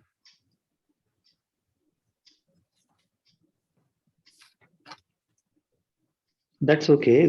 We can take positive also, but even we no need to go up to that extent. Here itself, from this equation, you can prove. Okay, anyhow. Yeah, so A, B, C, D are positive are taking because A square plus B square pay. A can be negative also, A square become positive. So I can take A and B can be positive, right? Yes, sir. Yeah, okay. So when A and B are A, B, C, D are all positive, then K has to be positive. K has to be positive. Now K square equal, now P is equal to, we have A square plus B square earlier. Yes, sir. So A square plus B square is equal to K square into A square plus B square. That means K square equal to 1. 1. But K is positive, so K equal to 1. या हर जगह पे हमको argument चाहिए, है ना? Yes, sir. P is equal to A square plus B square. पहले आपने लिया था, वहां से आ गया था. ओके, ठीक है. So now we have that A equal to C, B equal to D. So what is that you proved with this?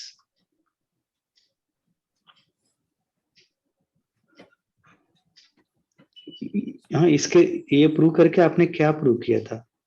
इसकी वजह से आपने क्या प्रूव किया था? So A we equal get to C. हाँ. we get A is equal to C and B is equal to D. Okay, आप ये या इसके बाद आपने इसकी वजह से आपने क्या प्रूव किया था? What is it you started? आपने कहां से शुरू किया? What is your goal? So my goal was to show that they are unique. Unique. So unique prove करने के लिए They have should two be equal. representations. You have two representations. One is that A square plus B square is one representation. And C square plus D square is another representation. But I proved that C equal to A and B equal to D. Or what is the other option? C is equal to A or D. C equal to B and that one, right? Yeah. So that is now clear, right? Yes, sir. No. क्या prove किया वो भी so in order to show that these two representations are unique, I want to show that A equal to C or A equal to D. Then automatically B equal to C or B equal to D. So if you assume that AD equal to BC, you prove that A equal to C and B equal to D. Similarly, so uniqueness is over now. Yeah, go ahead now. Similarly, if we take the another condition, that's okay. Leave it now. Yeah. So assume that. So now we can write it as that A square plus B square will be equal to C square plus D square.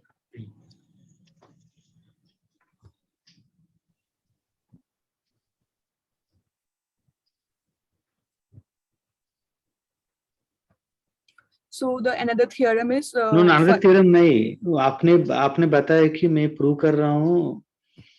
Every prime is written as every prime of the form 4k plus 1 can be written as sum of two squares uniquely. Yes, sir. But where you proved, first of all, we can write it as sum of two squares. वो कहाँ किया आपने? मैंने पूछा था ना पहले, prove करने के पहले. So any prime of the form 4k plus 1 can be represented as uniquely as sum of two squares. But पहले हम प्रूव करना है कि इस every prime of the 4k plus 1 can be written as sum of two squares. उसके बाद uniqueness. आपने prove किया uniqueness, but where you proved it can be written as actual sum of two squares. वो कहाँ किया आपने? आपने बताया कि इसी थ्योरम पे मैं प्रूव कर रहा हूँ. आपने बताया नहीं? Oh yes, sir. बट आपने नहीं किया. अब दूसरी थ्योरम पे जा रहे हैं. सर हमने ऑलरेडी प्रूव किया था कि that no prime of the form 4k plus 3 is sum of two square, right? That you proved, but you do not prove that every prime of the form 4k plus 1 can be written as sum of two squares. आपने prove किया a prime of the form 4k plus 3 cannot be written as sum of two squares. मानता हूँ, लेकिन आप तो ये नहीं prove किया कि a prime of the form 4k plus 1 can be written as sum of two squares. वो कब किया आपने? Yes, sir, I didn't do that. आपने नहीं किया वो, अभी तक तो नहीं किया. हाँ, yes, समझ sir, में, नहीं. समझ में आ रहे हैं? अभी Yes, sir. अभी आप करने वाले हैं. That is what Fermat's theorem. Go. Yes, No. sir. Yeah. आपको समझ में आना है कि आप क्या कर रहे हैं. ओके, ठीक है.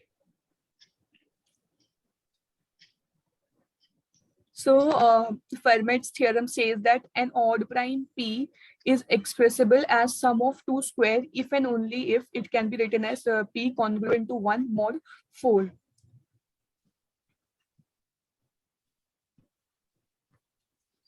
अभी प्रूव कर रहे हैं, है ना? Yes, sir. Yeah. Okay. So you already know that if and only if case, this one. Yes, sir. So one case is that. What are the two cases you need to prove this theorem? We need to show that we can express P as the sum of 2 square, and if we have P is No. See, it is if and only if, है ना? Yes, sir. So the P if and capital P is a statement. P if and only if Q. So can you write above? P, capital P. Very good. If and only if. You know how to write if and only if, right? Very good. Very good. Q, लिखो. Capital Q. Very good. Thanks. So ये prove करना है. आपने क्या क्या show करना है ये प्रूव करने के लिए?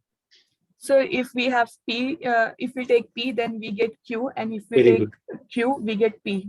Very good. Nice. Yeah, very good. You are very particular, systematic, clear. Okay. So इस now यहाँ बताओ इस theorem पे आपने क्या प्रूव करना है? If P then Q, if Q then P, right? Yes, sir. Here capital P क्या है? Capital Q क्या है इस theorem पे? Sir, हमारा capital P is that sum P is expressible as sum of 2 squares.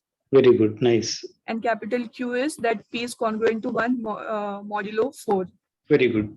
So P imply if P then Q मतलब क्या है? If we can express P as the sum of 2 square, then we get that P is congruent to 1 modulo 4. That we need to show, right? Yes, sir. How do you prove that? Suppose if P is of the form, that is easy actually. So can you prove that? Suppose that if P is of the form 4k plus 1, no. So if P is of the form, P is written as sum of 2 squares, then I have to show that P is of the form 4k plus 4k plus 1. Yeah, how do you prove that? If P then Q, yeah.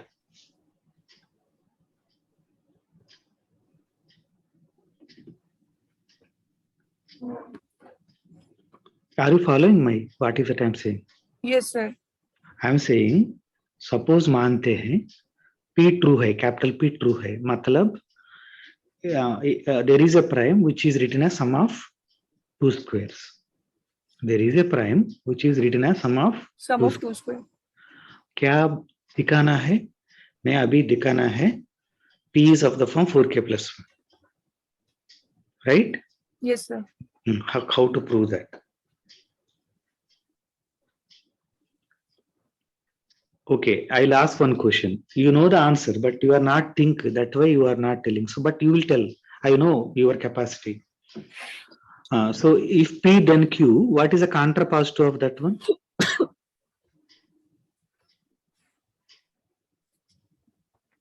If P then Q का contrapositive क्या है? P is not equal to Q. No. Can you write if P then Q? Can you write somewhere this side? Theorem की above. Theorem लिखा है ना? हाँ, वहाँ लिखो. हाँ. If P then Q. If P.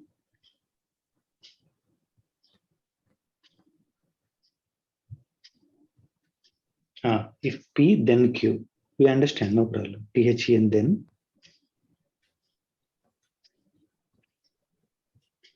Okay, no problem. Then Q. Very good. If P then Q. उनका इस statement का contrapositive क्या है? This is called implication or conditional statement. उसका contrapositive क्या है? That P is not equal to Q. No. Somebody can tell what is a contrapositive? Negation of Q implies negation of P. Negation of Q implies negation of P. Okay, if negation of Q, then negation of P. Are you following? Yes, sir. So sometimes, but these two statements are equivalent. Which statements? Original statement and contrapositive. If so, in order to prove my original statement, if P then Q, it is sufficient to prove. If you prove contrapositive also चलेगा. समझ में आ रहा है? Yes, sir. But what is the contrapositive now for your statement in this theorem? What is my original theorem? If a prime is written as sum of two squares, then it is of the form 4k plus 1. What is P? What is Q? Capital P क्या है? Capital Q क्या है? Capital P है, P prime is written as sum of two squares. Capital Q क्या है? It is of the form, P is of the form 4k plus 1. 4k plus 1. Yeah. Now, what is the contrapositive of that? If P is not the sum of two square. No, no. You are not. Negation of Q करना है Sorry, पहले. if P is congruent to, if P can be written as 4k plus 1, if P No. cannot be written. No. You are why unnecessarily you are worried about. नया question पूछ रहे तो आप हैरान हो रहे हैं. आराम से सोच लो. मैंने बताया P implies Q. Capital P हमारा P is small p is written as sum of two squares. That is my capital P. Yes, sir. Capital P, small p is written as sum of two squares. Then P is of the form 4k plus 1. So P is of the form 4k plus 1 is capital Q. Yes, sir. Okay. Now what is the converse? So P is odd prime anyhow. P पहले से odd prime था, वो उनको छोड़ सकते हैं. Now what is negation of Q?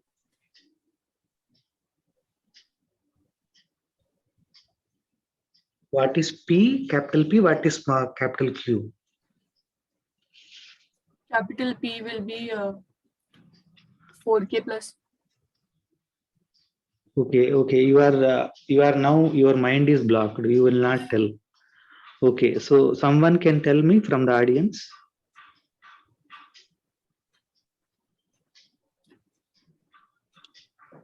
So contrapositive of this is if P is not congruent to 1 mod 4, that is, if P is of the form is congruent to 0, 2, or 3 mod 4, but because P is prime, we can Odd say prime. that odd prime. We can say that P has to be congruent to 3 mod 4.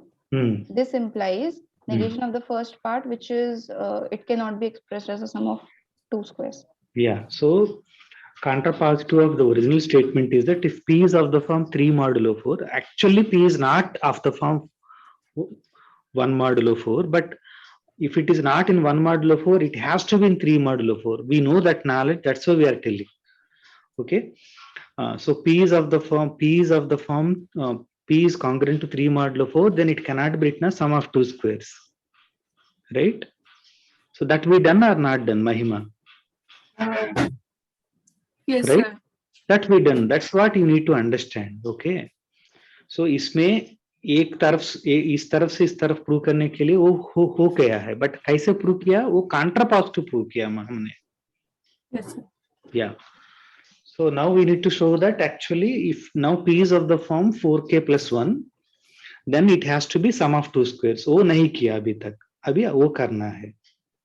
Right? Yes, sir. Yeah. Okay. Then prove that. So first theorem, suppose that what अभी आप क्या कर रहे हैं यहाँ? आपने prove कर रहे हैं. Okay, prove कर लो. Converse only you need to prove. Yes, sir. So assume that suppose P is of the form 1 mod 4. So Yes, ये sir. पहली वाला की जरूरत नहीं, आपने नहीं सोचा था, वो क्यों लिखा ये सब कुछ? कॉन्ट्रापोजिटिव से हो रहे हैं, आपने पहले प्रूव किया था, है ना? Yes, sir. ये सब कुछ का जरूरत ही नहीं है. Okay, go ahead now.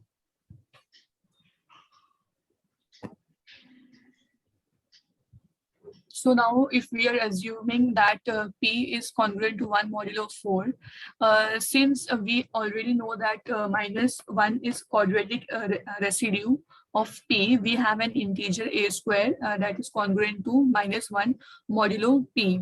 So also there is one theorem that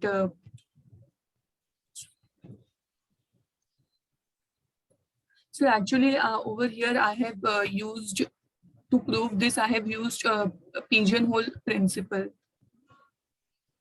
It is not, see, where you exactly use the pigeonhole principle, you should be clear, okay? Yes, sir, over here I have used. No. Here below you Use theorem. But yeah. But earlier we proved that x square is congruent to -1 modulo P has a solution only when P is of the form 4k plus 1. 4k plus 1. And the solution is also P minus 1 by 2 factorial. That we proved where? You no need to use quadratic residue. We already done it without using the quadratic residue because I'm not yet introduced to quadratic residues. But we proved that x square is congruent to -1 modulo P has a solution when P is of the form 4k plus 4k 1. plus 1. Where we proved it? When we proved it? That you have to tell. That there we do not use pigeonhole principle. Any one of you know the proof? Am I given this in the am I given this in your exam? Mid-exam? No, sir, I don't think so. You don't think so? You actually wrote, you got marks also, Mahima. I don't remember, so. Actually, that the problem is given and you wrote the proof and you got marks also. Okay, so that is by Wilson's theorem. We will do it in the Wilson's theorem. So P minus 1 by 2 factorial as a rule solution. Okay, fine. Okay, now you tell me. Actually, this is the main crux of the proof. So we will see that how you prove this. Yeah, go ahead now.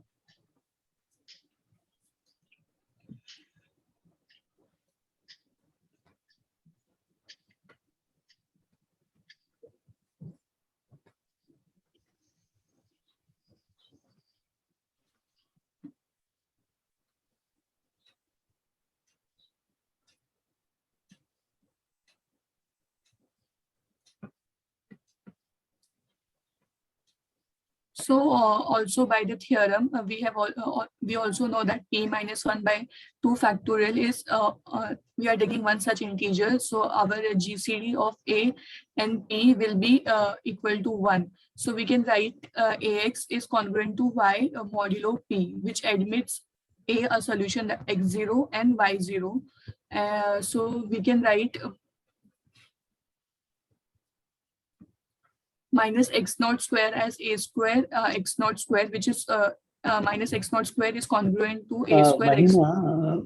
I cannot proceed like that. So you need to explain that if a comma p, why a comma p GCD 1, first thing. Second thing, that why ax plus ax is congruent to y mod p admits a solution.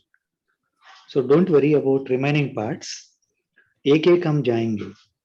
So आपके पास a square is congruent to -1 mod p है. Okay.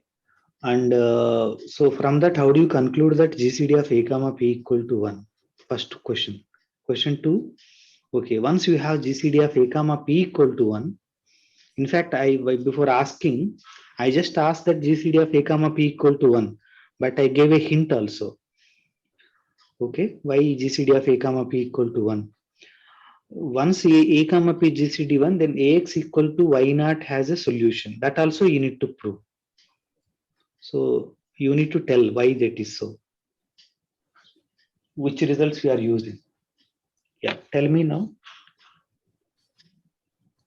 The goal of presentations are that you need to now again bring back all the mathematics you learned, all the number theory you learned. That will help you.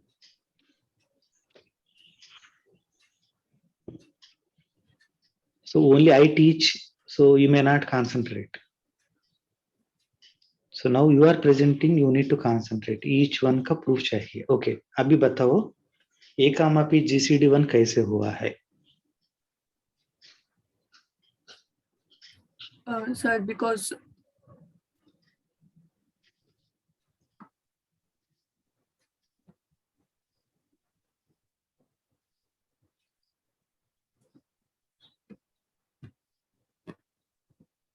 Yeah, that is what I told, right?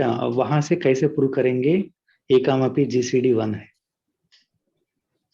You can do it. See, you will see that in 1 or 2, I'll ask few more questions, you will prove it. But that you yourself ask, then it will be better. Yes, exactly. A square is congruent to -1 mod P से मैं prove कर सकता हूँ A, P GCD 1. What is P, by the way?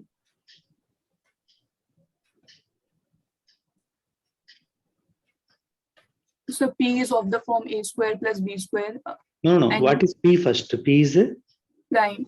prime. Yes, sir. What are the possibilities for GCD of A, P? 1 or P. Very good. So ask those questions. So, but I want to show that GCD of A, P is 1. so prove by contradiction. Suppose A, GCD of A, P is not 1. Then what it can be? P. P. Then what happens? What do you mean by GCD of A, P equal to P? From that, what you conclude? So, who will ask all these questions? Okay, मैं अभी पूछ रहा हूँ. Okay, ठीक है. GCD of A, P equal to P. From that, what you conclude? P की A की बारे में कुछ बता सकते हैं?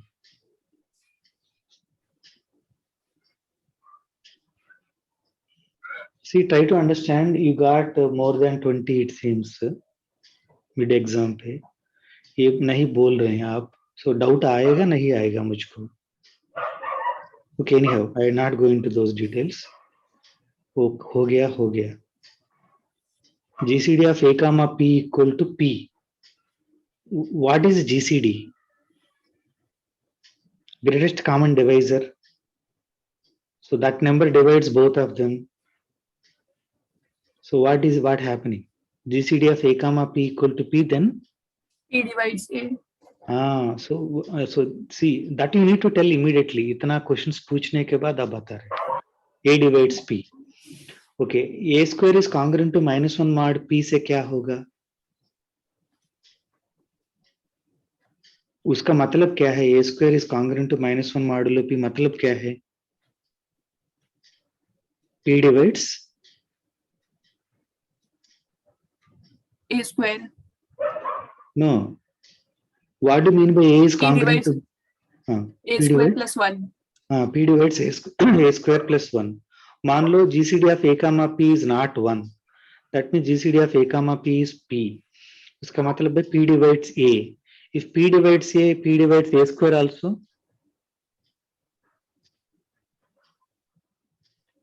If No, P sir. divides A, P does not divide A square.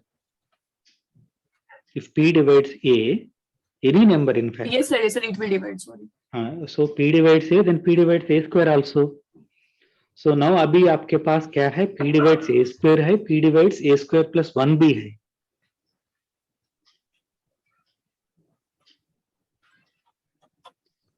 A square is congruent to -1 mod से मुझको आ गया है P divides So A square plus 1.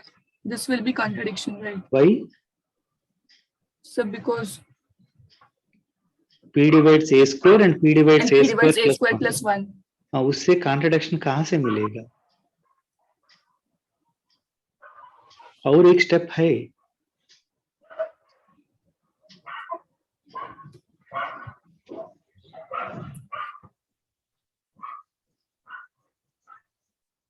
Suresh, are you here?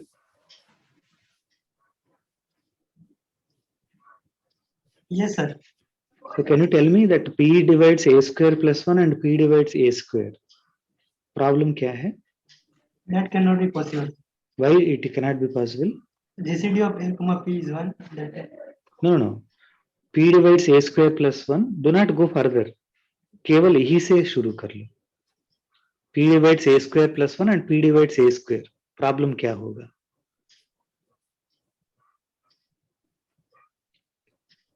A square गड़बड़ होते तो p divides x plus 1 and p divides x. P divides x and p divides x plus 1. Problem क्या है? p is a prime number. P cannot be divided one side. P divides a square plus 1. That means P divides a square, but P divided does not divide 1. No, थोड़ा आराम से बताना. p divides x and p divides x plus 1. उससे क्या होगा? p divides x and p divides x plus 1. That means P divides x minus x minus हाँ. 1 plus 1. हाँ, yeah, x plus 1 minus x को भी divide करेंगे. That means p divides 1. Why? That is a contradiction. Mahima, is it clear? P divides a square plus 1 and p divides a square, then p divides the difference. Okay, so p divides 1. So entire course में ये वाला हम हर बार use कर रहे हैं. Okay महिमा, अभी आप ठीक है, समझ में आ गया? महिमा is not here. Unmute Mahima. Sorry, yes sir. So p divides 1 now, right? Yes, So that is a contradiction. So what we proved, if GCD of a comma p is not 1, then we get a contradiction. So GCD of a comma p has to be 1. Be 1.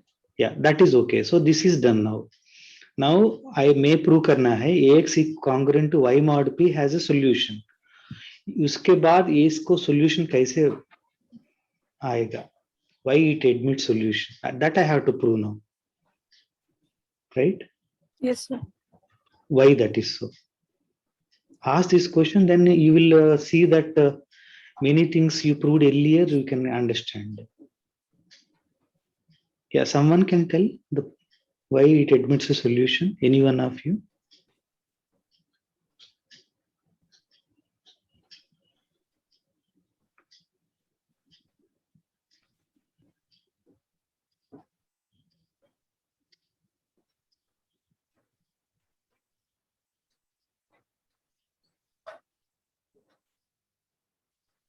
Is any one of you can tell that ax is congruent to y mod p has a solution?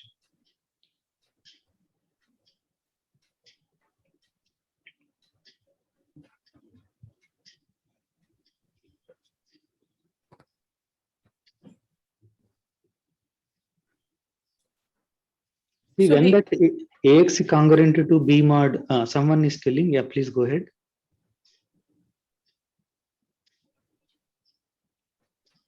Ax is congruent to b modulo n has a solution if and only if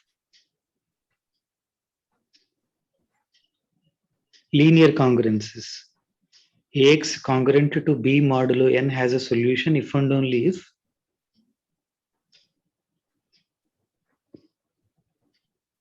okay, if you are not comfortable with linear congruence, convert it. What do you mean by ax is congruent to y modulo p? What do you mean by ax is congruent to y modulo p? P divides ax minus y, right? y. That means ax minus y is equal to some p into k. Yes sir. Or so I can put minus k also. Okay, minus of minus, so no problem. So what is that I'll get now? Ax plus pk is equal to y. है ना? Yes, Finally, ax plus pk equal to y. That is a linear equation. When the linear equation has a solution, okay. So GCD of a comma p has to divide y. Y. That is the result we proved. GCD of a comma p divides y. What is the GCD of a comma p? 1. 1. That divides any integer. 1 divides any integer. So Yes sir. yeah. So see, my goal is not proving this result. My goal is that you need to understand about the content of the course. मैं आपको पास कर रहा हूँ बाद में, लेकिन आप ये ऐसा सिंपल वाला नहीं बताते तो मैं I am not justified, right? ये गलत किया है ये लोग. ऐसा बोलेंगे ना सभी लोग. आप किस जगह पे जाएंगे वो लोग स्मॉल क्वेश्चन पूछेंगे. ये तो एलिमेंट्री नंबर थ्री कोर्स किया है लेकिन ये नहीं बता रहे हैं. ऐसा होगा ना. सोच लो. Right. Then I have to fail it, right? Yeah, okay, don't worry. So it is, I just want to convey, you are mature enough people. So you need to revise things. So at least एक Sunday या दो Sunday. So थोड़ा सा समय लेकर अच्छे से एक बार सारी की सारी रिजल्ट्स एक जगह पे लिखते तो अच्छा होगा. समझने के लिए सोचते तो हो जाएगा. It is not that you cannot do it. Only thing is that you are not allocating time at all. Okay. Kathy ma'am also telling actually. Last class वो बहुत उनको बहुत प्रॉब्लम हुआ था. कोई नहीं जीसीडी के बारे में किसी के बारे में नहीं बता रहे. Okay. Yeah, go ahead now. So this has a solution because that x naught y naught is a solution. Yeah.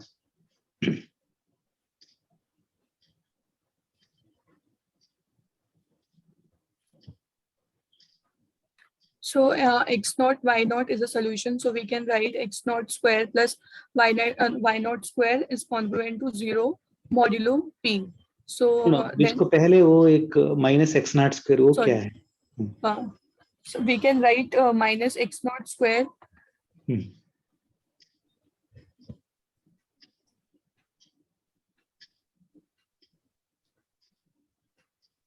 हाँ, ये कैसे हुआ?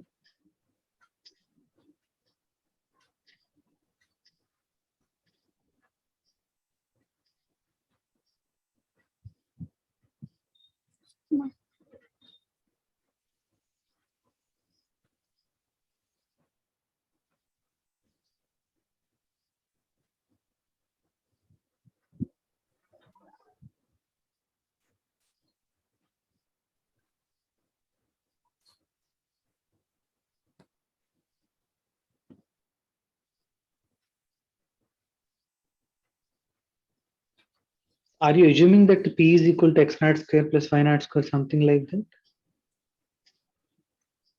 No, sir, I haven't assumed Anything, right? Yeah. Yes, sir. So minus x naught square is congruent to a square x naught square. वो कैसे है? So if x naught is a solution, so we can also take minus x naught square, right? No, solution for what? See, ax equal to congruent to y mod p has a solution. That is x naught y naught. That means ax naught equal to y naught modulo p. वो हमने use किया ax naught whole square equal to y naught square modulo p. ये last पे use किया. वो समझ में आ रहे हैं. But minus x naught square equal to a square x naught square वो कैसे आया?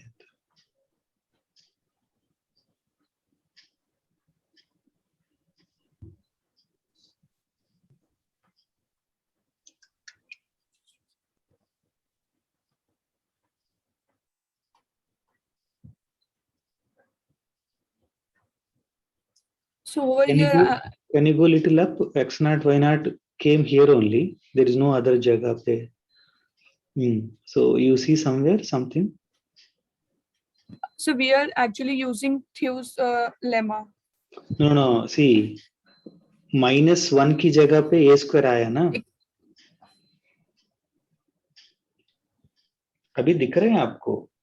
बोर्ड पे दिख रहे हैं.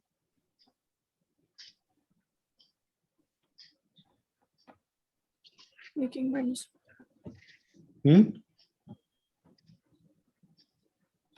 Yes, sir.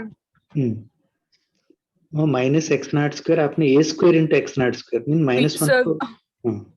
Right. Over here we have taken a square congruent to -1 modulo p. That came because p is of the form 4k plus 1. Earlier we proved that p is of the form 4k plus 1. Then it has a solution. A square x square is congruent to -1 mod p has a solution that we are thought as a. Yes, right? Now a comma p gcd1 and from that ax equal to y mod p has a solution. So we got this. Okay. Now but the time is up. Na? We have other class, so we'll stop here. Huh? We continue in the next class. So only this much is remaining. Yeah, I know that. You continue in the next class, we will do it. Okay. You take 10 minutes or so next class and Achla will continue. But that is on the next Monday only. Okay. So only Monday. this much part. Whatever the next also you want to tell, you can tell. That is that we'll discuss that. Okay. Okay, sir. Next class pe Monday pe. Okay, Monday. Achla, Monday, be ready. So tomorrow we are not having lecture. Tomorrow we have lecture. Lecture Oh. that we teach. Oh. Next Monday class again presentations. Only one Coming Monday. Monday, right? Coming Monday. Next Monday. Yes, sir. So one thing. So I got to know that you had sent an email to everybody in class regarding this Monday presentation thing. I was not in the email list, sir. I think you excluded me. No, that's okay. That's okay. So actually, I not put that because I thought that you will continue. You will complete today itself. Oh, okay. Because you may not going to tell in the Monday. Monday people, I need to keep them ready, right? Yes. So anyhow, you are ready. So I no need to. So that is my point. महिमा भी नहीं था उस पे आप देख सकते हैं. So मैं थी, sir. You are there, okay. Yes. अमिया भी नहीं था. Amiya, Suresh, Mehak were not there. They are there. They are not there. They were not there. Yeah, they are not there because those were completed. Yeah. Mahima, of course, again, there is a small, still I have a doubt whether she will tell today or not. Okay, anyhow, that's okay.